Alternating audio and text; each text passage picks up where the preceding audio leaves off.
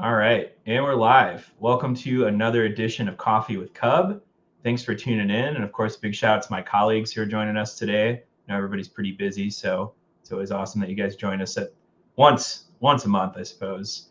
But today our topic is going to be how we can reduce our energy burden as well as our carbon footprint. So a lot of times when we're out in the field, we're being asked questions about energy efficiency and solar energy. Folks kind of want to jump right to that, but we think there's more of kind of like a step-by-step process in order to effectively make that transition. So we're going to kind of do a broad overview of that step-by-step. With that being said, we'll go ahead and dive into intros before we get into the meat and potatoes today. Of course, it's not Coffee with CUB without an icebreaker. So my question to you all is, what is your favorite album or one that you continue to play every week or keep on repeat? And I'll pass it off to whoever wants to go. We've been having some technical difficulties getting this to stream. It looks like it's good, but I'm going to check the back end just to make sure everything's good. So I'll pass it off to whoever wants to go next,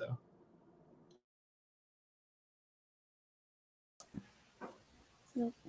You got it, Scott. Okay. Well, I wouldn't say it's my favorite album, but I really like listening to it. It's because I'm metal. I like metal, but this one it's Nico Case, Fox Confessor Brings the Flood. The only record of hers that I like, and I think I could probably listen to that one forever. That or Pearl Jam's 10, I think. One of those two. I can go next. Hi, everyone. Marina Minnick. I'm the Solar Programs Coordinator on the Outreach team. And yeah, I don't know if it's my favorite album, but one I can listen to all the time is this band called Chicano Batman. They're from California, and the album is called Cycles of Existential Rhyme. And I listen to it weekly, and I have been for like at least 6 years, I think. So yeah, it's a good one.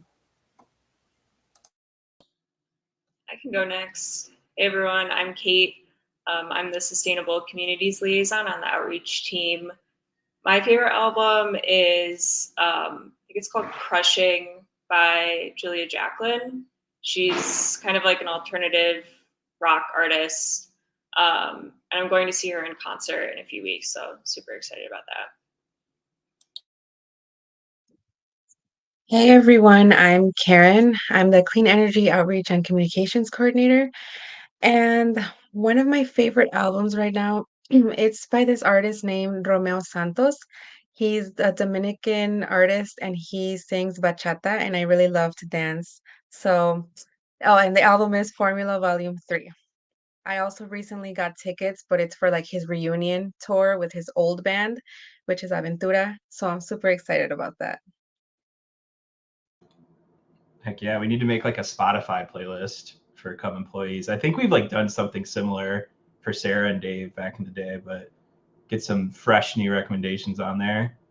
But my name is Matt. I also work in the outreach department, do a little bit of everything, but I guess my primary role is working with our volunteers, which, as always, if you've listened to Coffee with CUB before, you know I'm just going to like endlessly plug it because our volunteers are awesome. We need help. It's going to be a really busy year. So if you want to volunteer, let us know. I'll probably drop the link at some point here during this conversation.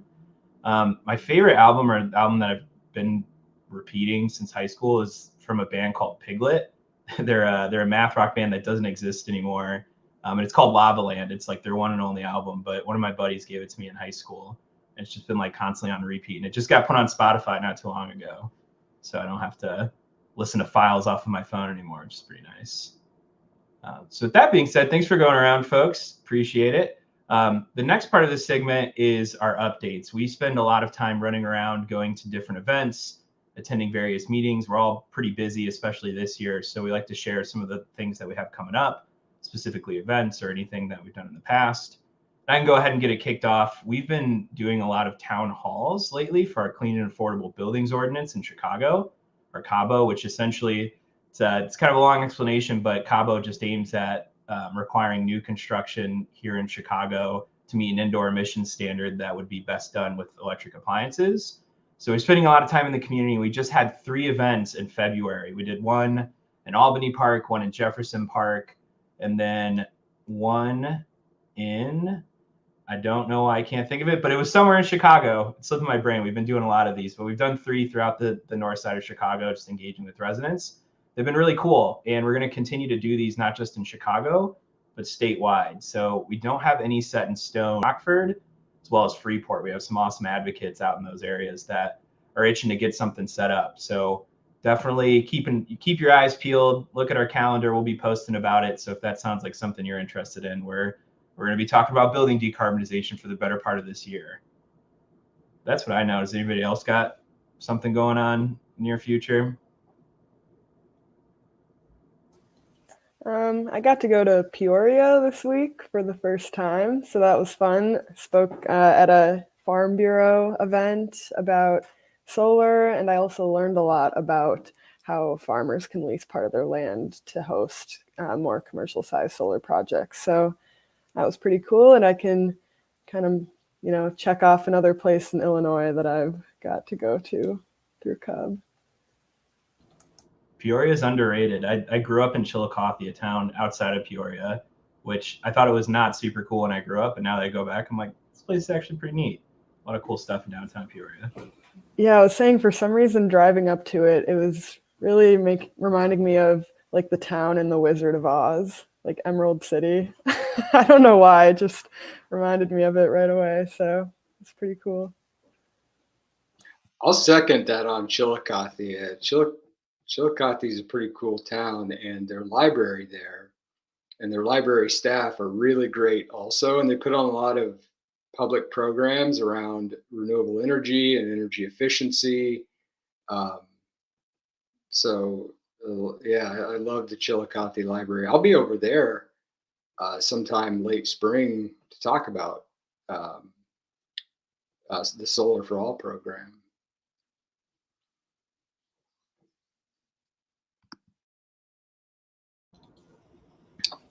I guess. Sorry. Kate, you go.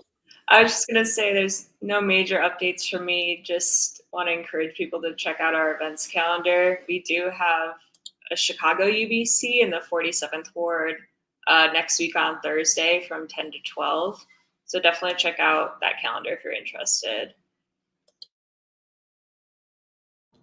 And sorry. For me, I handle more of the Spanish side of things. So if you have like bilingual family members or Spanish speaking only, I really recommend that you stay on top of our Facebook page. It is CUB Español Illinois, and I'll be posting all of our Spanish spoken events on there.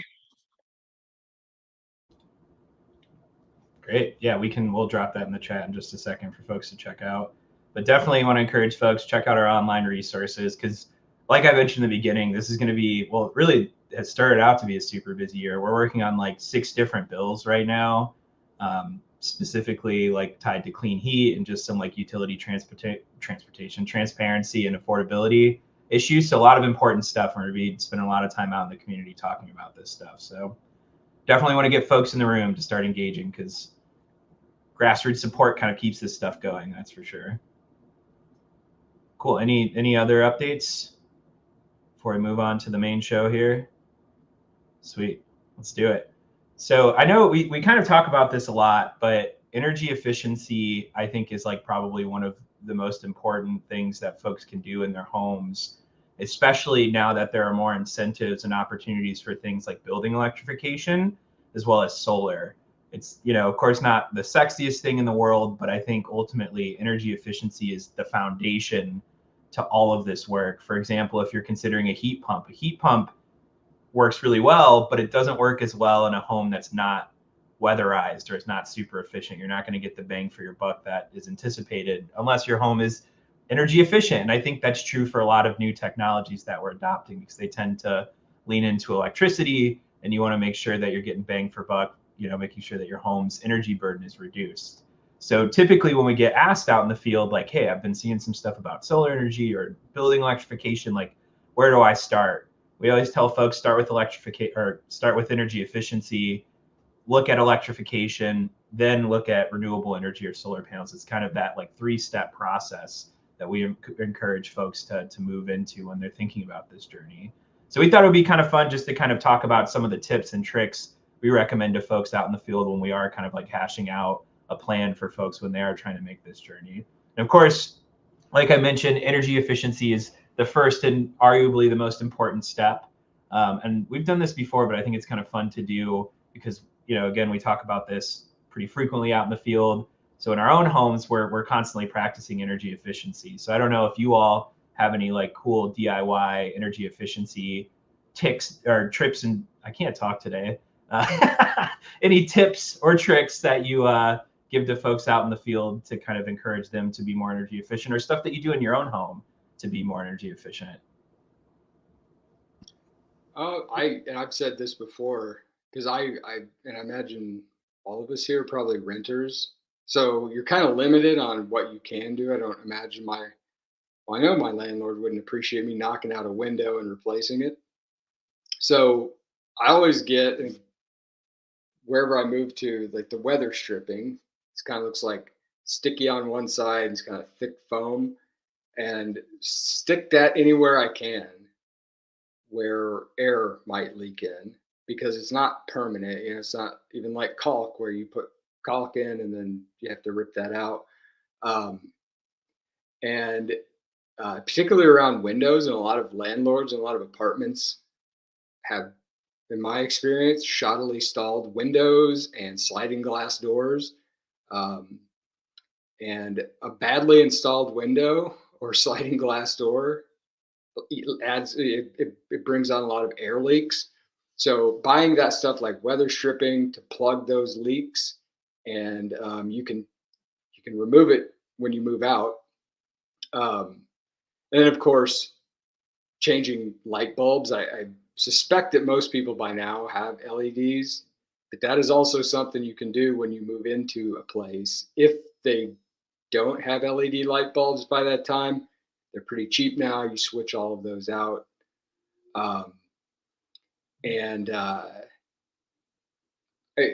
think it's not so much on the energy efficiency side of things, but the small things that people can do. Because again, if you've done all of that, you can. And it's like, well, I rent. I can't electrify this apartment. I'm not going to buy a range and stick it in there. I can't get an electric furnace or a heat pump. One of the things that I'm doing, I was talking to you guys about this earlier in the week, that I have a gas stove, but I'm going to replace that with just like a 1 or 2 burner induction cooktop. It's about all I can do here. I can't rip out the appliance and stick in the new one. And I know that's a lot of people rent, and a lot of these things, a lot of these programs are not designed for renters. They're designed for homeowners, energy audits and that sort of thing. So I always try to think of it in terms of what a renter can do. That's a super good plug, because I mean, I think all of us are renters on this call at this point, and it's, most of the time, especially in Chicago, you get what we refer to as the landlord special, which is just like the cheapest possible fix or solution to whatever it is, whether it's like a window or, weather sealing, and stuff like getting the strip is like really important for your windows to create a seal.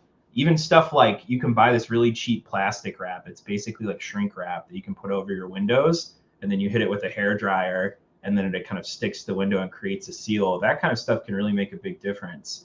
Because what I always find is that if I'm cold, I'm going to the thermostat and I'm like turning up the heat for sure. But if you can eliminate like draftiness, you're going to be more comfortable. Therefore, you're not going to be running to the thermostat, cranking up the heat, or, reverse in summer, turning it down, depending on the season you're in. So those kinds of like renter friendly DIY projects are really important. Can be really cheap too. I mean, some of this stuff can be free, or it can just be a matter of a couple bucks. And there's some cool programs too that we'll talk about in a little bit, where you can get some free stuff to do this in your apartment. Yeah, I was recently at Energy Efficiency Kits, and their representative gave me one, and I was able to put on like their weather stripping under my door, or I was feeling a pretty significant draft. So that's huge. A couple other things for the summer: if you have ceiling fans, making sure that they are the air is flowing down and that they're rotating counterclockwise. That's always something I like to mention. Some people don't realize that your ceiling fans have different settings for winter and summer. Also, if you have window units as a renter, which I do, always making sure that the filter is cleaned. And there's different advice online about what setting your window unit should be at. Some say that if it's on like a slower fan speed, then it's actually going to use more energy because it's spending more time in the dehumidifier or whatever. But usually just making sure that it's on like a reasonable temperature is the biggest thing for the efficiency there. So not turning it down super low. Other than that, yeah, I think as a renter, our biggest things are just making sure that our windows are sealed up and you don't feel any significant drafts.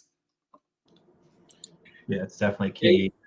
That reminded me and I don't put this on the individuals, it's more on the landlords, but I do see the neighborhood I live in, there are a lot of window units, and typically it's like that accordion, like that plastic accordion stuff.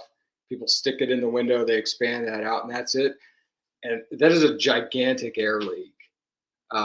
So in the wintertime, when you're not using the air conditioner, cold air is coming in, hot air is going out. And then in the summertime, hot air is going out, or hot air is coming in and cold air is going out. So that drives me insane to see like poorly installed window units.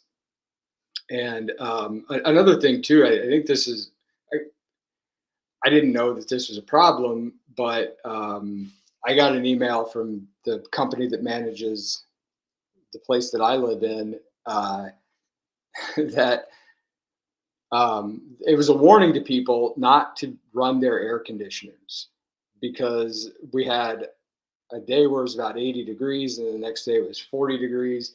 People had turned their air conditioners on, and they weren't specific, but they said it did extensive damage to a lot of central air conditioning units. And so they warned people, don't turn your air conditioner on until it's, a certain temperature overnight.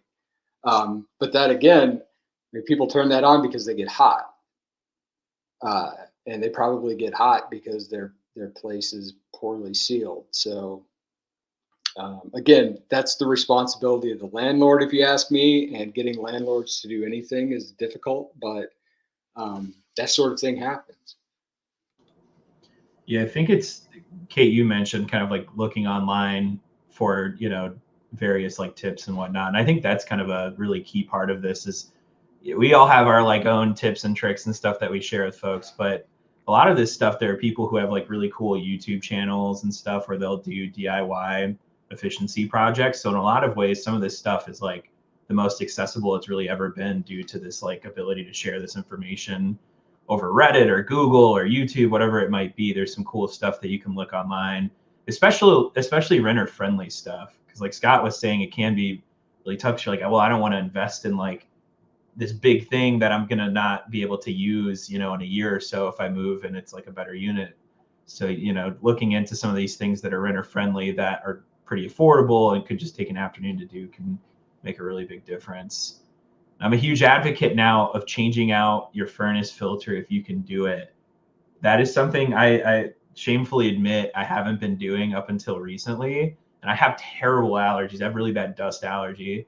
And I've noticed both for my allergies and my bill that it's gotten better in both accounts. My landlord will drop off these like really cheap, like, it's like the blue filters that are probably like 25 cents at Home Depot. And we've just upgraded to the ones that are like, I think like $3 or $4, and you can change them out every couple months. And it's made a really big difference, again, both for my allergies and for our heat bill.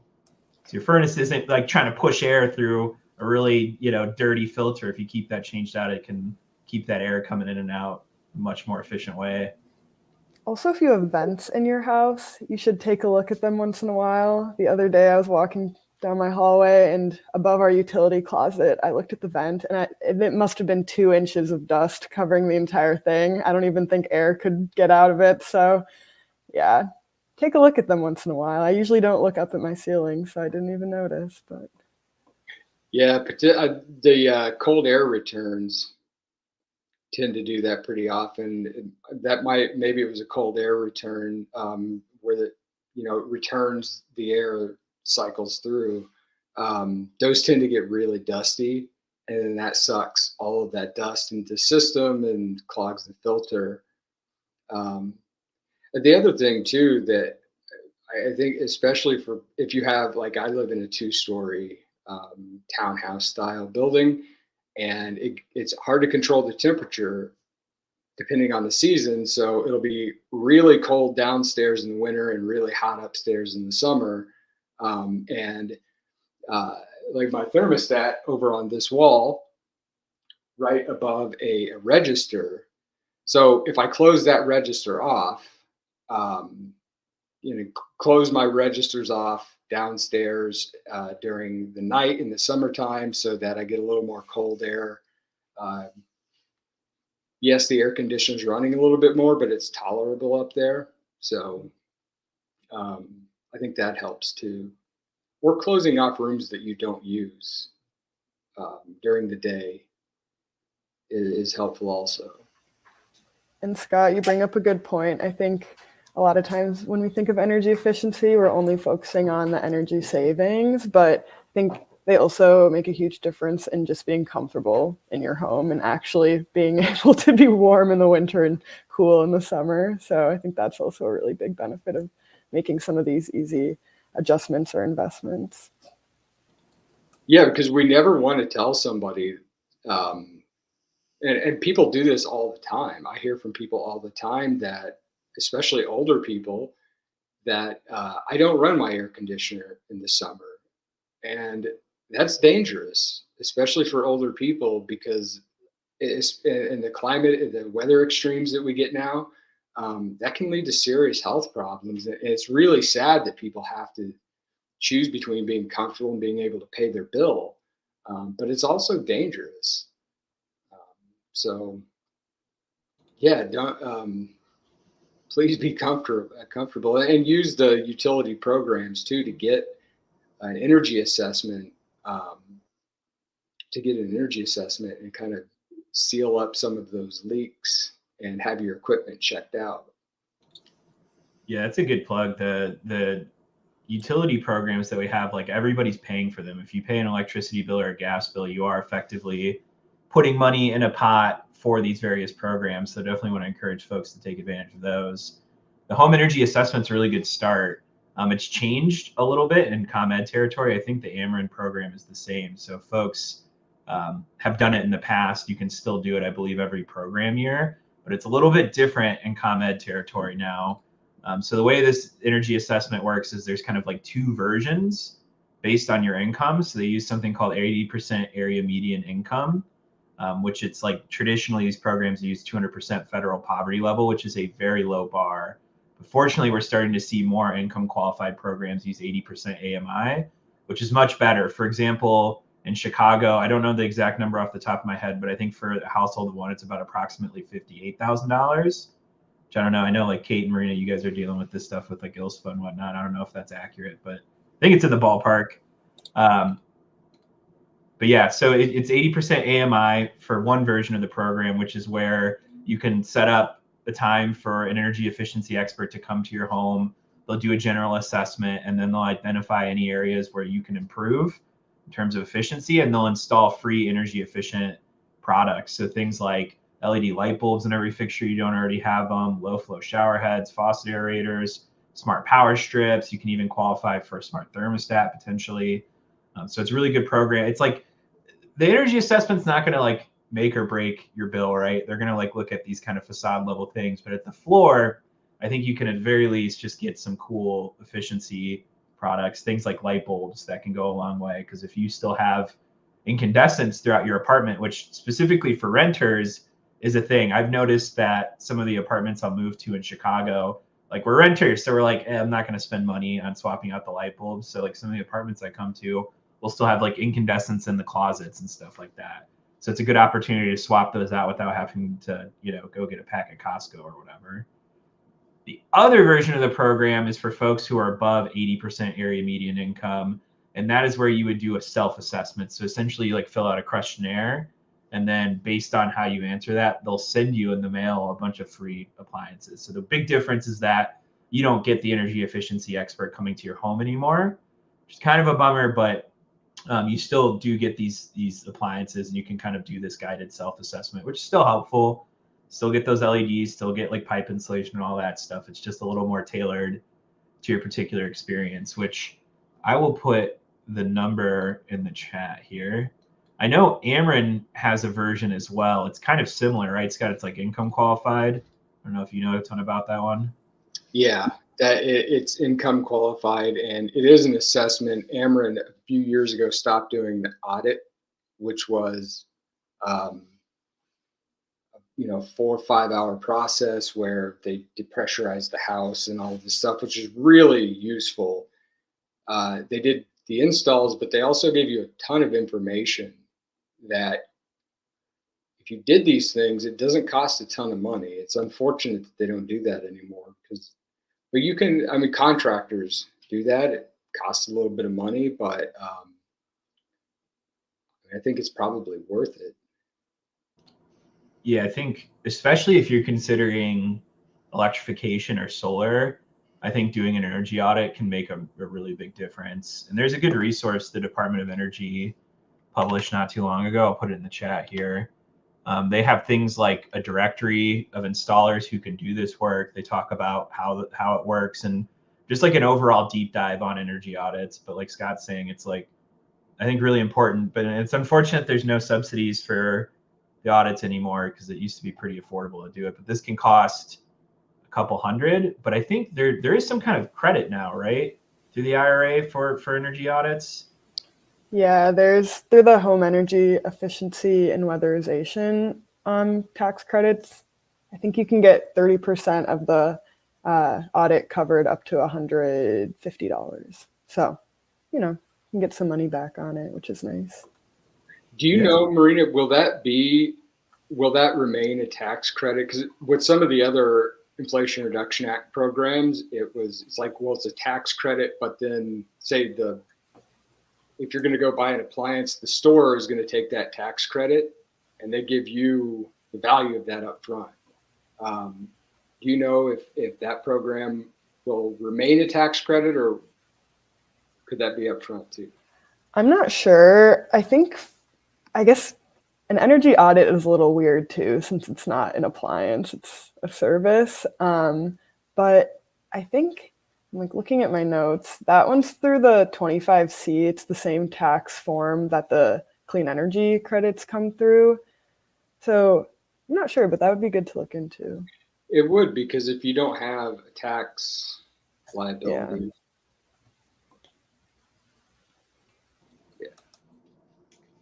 I think that this could be a good transition into electrification. I think energy efficiency, we could probably spend like 2 hours talking about different stuff. At the end of the day, I think, using CUB as a resource, of course, we have a lot of good stuff online talking about like the utility programs and then a few like DIY stuff you can do in your home. But ultimately, like if you just go on YouTube and search, renter friendly energy efficiency projects, there's going to just be a wide breadth of stuff that you can tap into there. And again, it's mostly like low cost or free. It's just kind of carving out the afternoon to do it, which is hard enough for sure, but there's some good stuff online that you can tap into. But the next thing that we encourage folks to do, if you are like considering kind of this decarbonization journey, is electrification of the home, which sounds pretty wonky. Like decarbonization and electrification sounds like this like really big thing, but realistically, building electrification kind of happens in 4 areas of our home. It's the furnace to a heat pump. It's a water heater to a heat pump water heater or electric water heater. It's a gas stove to an induction stove or an electric stove. And then it's gas clothes dryer to some kind of electric clothes dryer or heat pump clothes dryer. So it's not necessarily rocket science, right? It's 4 main appliances that you would need to transition in order to have that stuff fully decarbonized.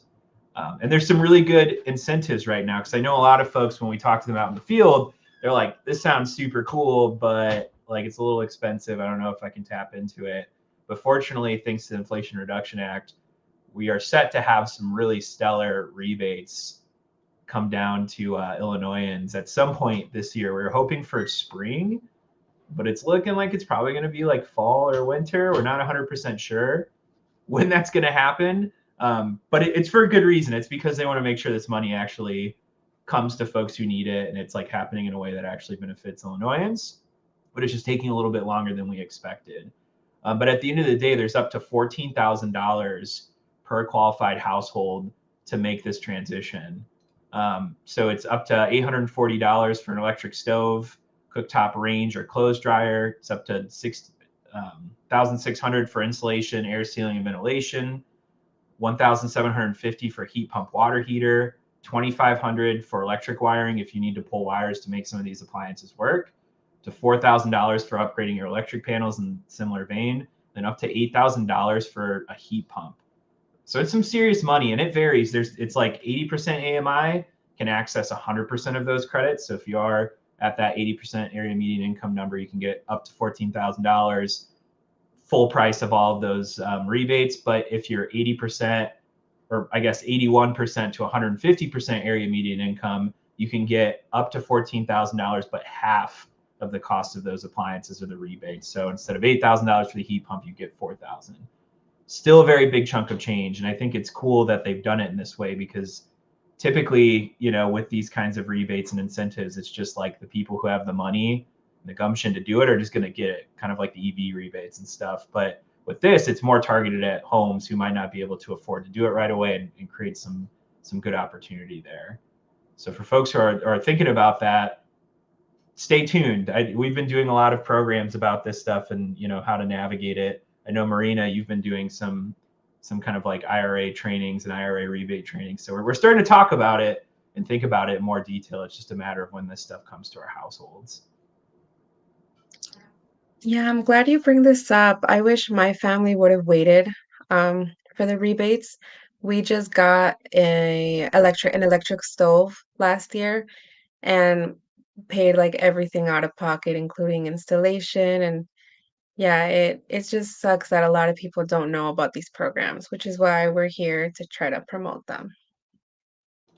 Yeah, I'm in the same position. I saw my parents a few months ago, and they had one of those things. They came out of their kitchen one day, and there was an inch of water on the floor, and like, well, something broke, and it was their air conditioner, and then their furnace at the beginning of fall quit working, so they had a new air conditioner and furnace installed. Like, you guys definitely should have gone with some heat pump stuff.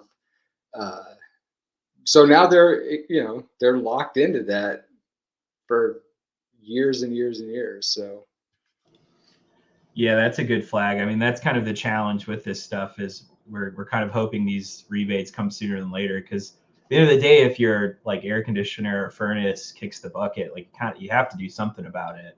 And there are some incentives through the utilities that are available right now. I think it's like 1,500, 1,700 for a heat pump, which is good. But at the end of the day, if you can kind of hold off, for example, if your furnace is definitely on its last legs, you can hold off until those incentives come. You can couple the IRA rebates and the utility rebates to get a really substantial chunk off of the cost of that installation, which is neat. I mean, that can theoretically cover almost the entire cost of the heat pump. The technology itself, sometimes if you are getting a heat pump, you have to think about like the wiring and like pulling wires in order to make it work. So it can be a little more expensive than just getting the heat pump, but it depends. It's household to household. So yeah, the question, I don't know if it's a question, more of a statement that I get a lot about that I've heard a lot from well-meaning people, is subsidizing a particular kind of equipment. And it's not fair because I don't want a heat pump. I don't want this. I don't want that. And it's not fair that we're subsidizing that. I think it's a good idea to be clear on why we're subsidizing that. It's a couple of reasons. On the one hand, it's because gas is not all that efficient, and it's really expensive, and it's only going to get more expensive, and it causes and is implicated in a lot of like global events. So it's not all that reliable. The price fluctuates. So I think that's one reason. And the other reason is, I'm sure we've mentioned on here several times, that over the last couple of years, it's become pretty clear that it's not a good idea to have like combustion going on where you spend 90% of your time. Health impacts of it are are clearly negative. So there are a couple of reasons that we want to. Besides, I mean, we also subsidize gas, and we've subsidized gas appliances pretty heavily over the last 50 years.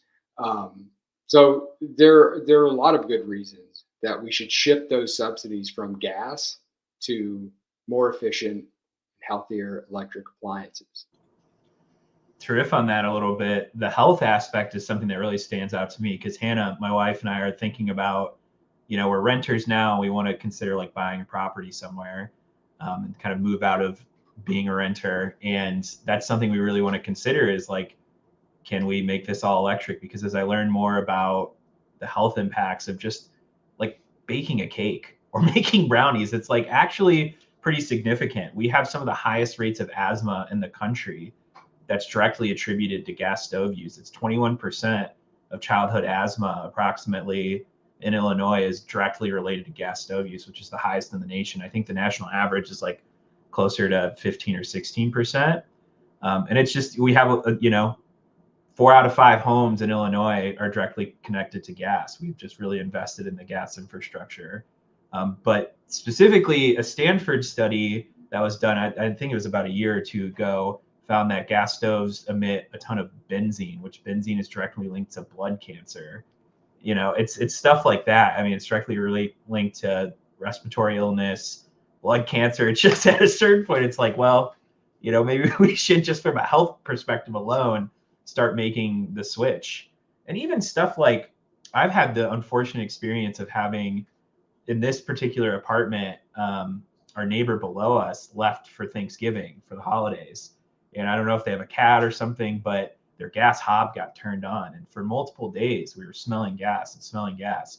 Finally, we called People's Gas to come out and they discovered that their gas hob had been on. And it was like a whole thing. It could have like my apartment complex could have exploded because somebody bumped a gas hob. It's kind of crazy when you think about how dangerous this like seemingly innocuous technology can be just because of what it's emitting. You know what I mean? It's I think just from that perspective alone, from health and safety, it kind of makes sense to start thinking about these newer technologies. Yeah, I mean, Sylvia Plath would be alive. Well, not today. She'd be very old if she were, but Sylvia Plath would have been alive if not for gas. So,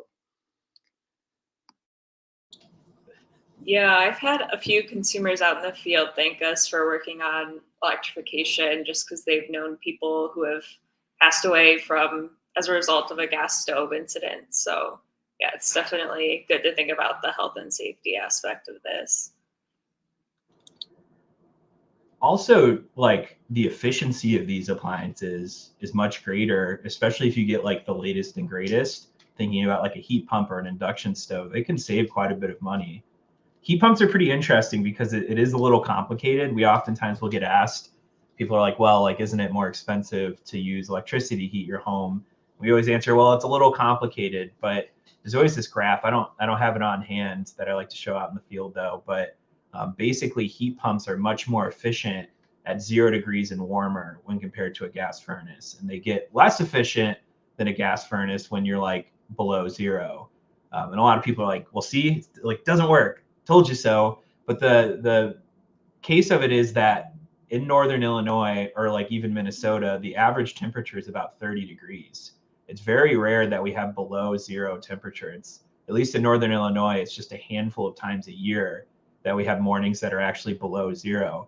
So realistically, your heat pump is operating anywhere from like 20 to 40 degrees throughout the winter, which is substantially more efficient than a gas furnace. So this stuff day in, day out tends to be much more efficient and can save you quite a bit of money. There's been multiple studies that have been done too from groups like CUB or the Natural Resource Defense Council that have found that people can save, we're talking like $20,000 to $40,000 over the lifetime of the appliance just because of how much more efficient these heat pumps are. So it's kind of a no-brainer to your point, Scott, right? It's like we've just been so indoctrinated in a way to think that like gas is the superior technology when it comes to heating and cooking. But realistically, as technology gets more advanced, not necessarily the case. It seems like some of these electric alternatives are a bit better for us. Yeah, I mean, there were certainly people that lamented the the disappearance of leaded gasoline back when that happened, and the data since then shows that turns out leaded gasoline caused a lot of problems around the world. So yeah, wait and see, I guess. So yeah, On that, sorry. On that same note, when it comes to electric stoves, so I'm an omelet person myself, and I really need my omelet to cook evenly. And I've cooked on a gas stove my whole life, so I didn't know that there was something better for omelets. So when my family got the electric, it was just like a game changer for me. Like my omelet cooks completely evenly. It doesn't just fall apart when I flip it. And it's just so much easier to clean. Like, I like to have all my appliances clean, and the gas stove is just like you have to use all these chemicals and it turns like brown. And with the electric, you just scrape it with a little thing and microfiber towel and you're done. So that's definitely a pro for the electric stove. 100%. I agree. I'm with you on that, Karen. They're so much cleaner and so much better at cooking things. Yeah, that's a really good point, Karen. I feel like I have also thought about that because I grew up in a house that had an electric stove, and then when I moved to Chicago, all of my apartments have had gas stoves, and I really haven't noticed. I think a lot of the comments we get in the field are that people can't give up their gas stove, but I definitely don't think that they're superior for cooking. yeah. In fact, a lot of like chefs, especially in Japan, that's like kind of a big place, big hub for that because their kitchens tend to be pretty small there.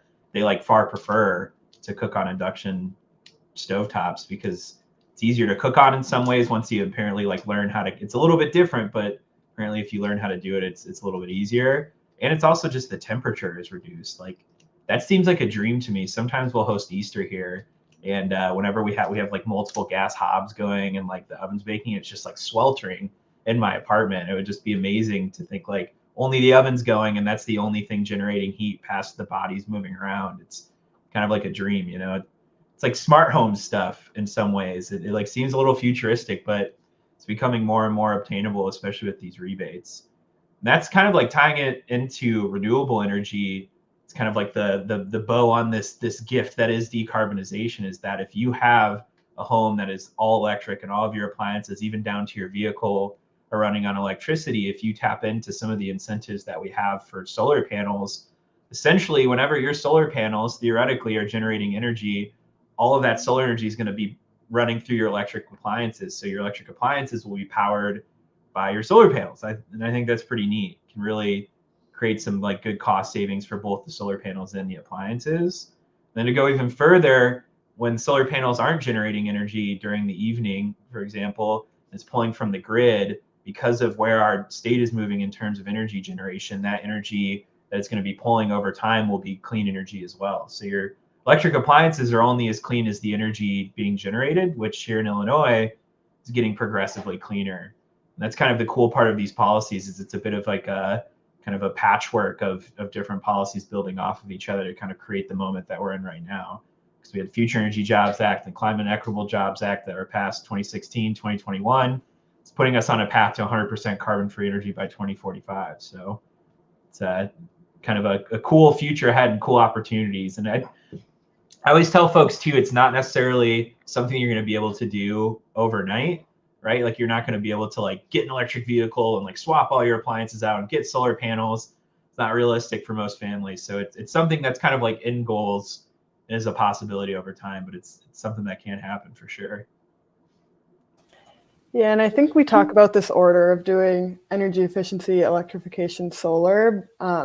I do think energy efficiency definitely needs to come first, no matter what. But the rest of what you do can kind of do it as incentives are available. And something we've been thinking about a lot is, all of the solar programs and incentives are available, but electrification rebates we're still waiting on. So, if you are feeling ready to make one move or get a little closer to having an all-electric home with solar, you can always get panels on your home and then talk to your installer and have them oversize the system a little bit. And then once you start to electrify your appliances, your system will be large enough to cover it. So I've been talking about that with people a lot too, especially because it's pretty inconvenient to add a few panels later on. So it's better to do it when you can, oversize a little bit, and then you can get the rest of your appliances.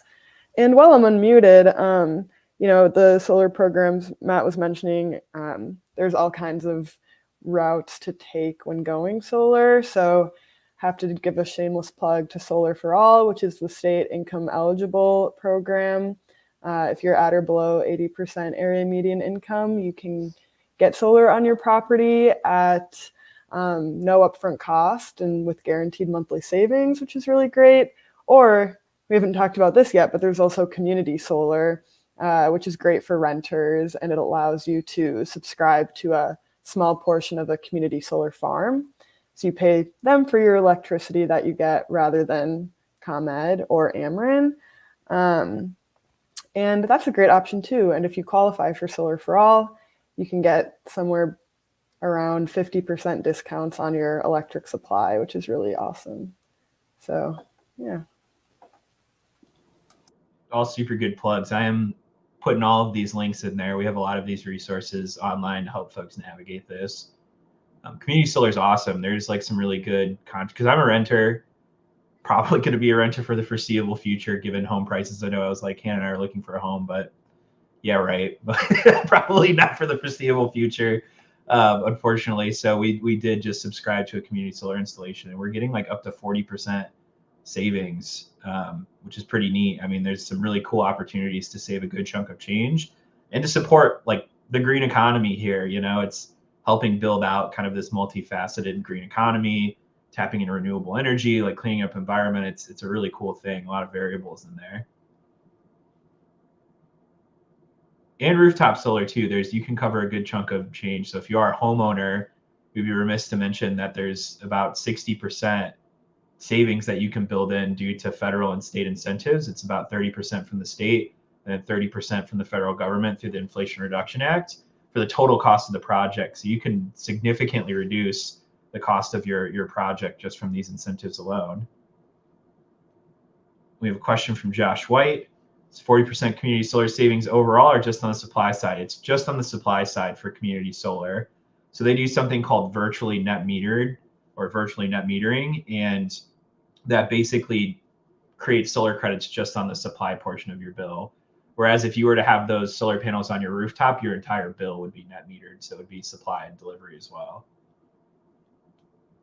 And the savings do vary. So there's Solstice is a company that's offering some pretty high savings right now. It's like up to 60% depending on income. But typically what we've seen throughout the lifespan of the program is like anywhere from 10 to 20%. Solstice is just like kind of abnormally high for some reason right now. So I put this link here. It's Solar in the Community. And this is a resource that Marina and our communications team put together that's just like really stellar for breaking down all the different facets of community solar. And it also has a comparison chart, which we keep it updated every month. So it shows what the companies are, length of the contract, what the supply savings are, all of that fun stuff just in like kind of a one-stop shop page. So definitely check that out if you're interested. Cool. We covered a lot of ground here today. I know it's kind of a catch-all. We didn't necessarily cover everything, but we just wanted to do kind of a broad overview today of some of the things that we talk about on the field. And if this stuff like perks your ears up and you're like, I want to learn more, check out our calendar. We're going to be doing a ton of town halls around decarbonization. I was glancing at the calendar this morning and it looks like we have a bunch of like solar information sessions and workshops coming up too, all across the state. So a lot of cool stuff happening, and we love to hang out in person and do these presentations. So always happy to meet folks in person, and more the merrier for this kind of stuff. That's for sure. Also, I didn't do it yet, so I got to do it. Shameless volunteer team plug. We need help setting this stuff up. Like I mentioned, we're working on like 6 different bills this year. some really important ones, and we're going to be running around like crazy. We're slated to do about 3 clean heat events a month.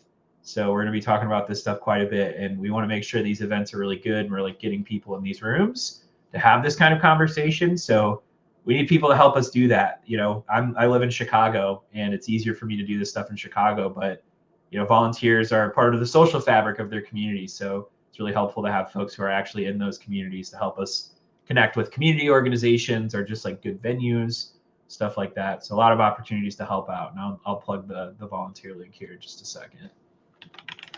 Yeah, and it's an opportunity too to not just show up and learn, but influence the policy, because these events are done in order to get feedback from people to see what it is that people want and need in the policies that determine how these decarbonization programs are going to roll out. So for the next few months, you know, we're taking suggestions.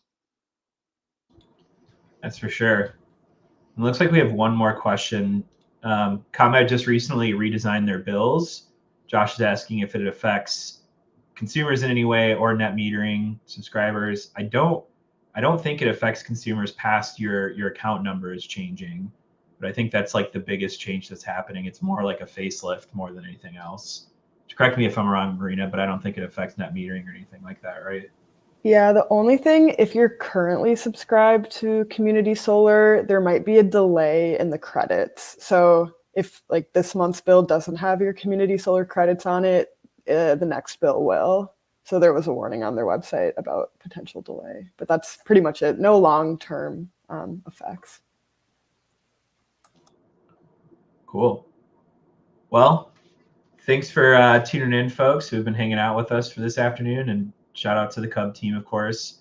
And all of our resources that we talked about are kind of linked here in the chat. So if you joined late, kind of thumb through the chat here. There's a bunch of stuff that we posted for links, and hopefully we'll see you out in the field at some point this year. It's going to be a busy year, so getting more in there. Thanks for the questions, Josh, and thank you, Matt, for leading us. Of course. All right. Until next time, we'll see you all next month.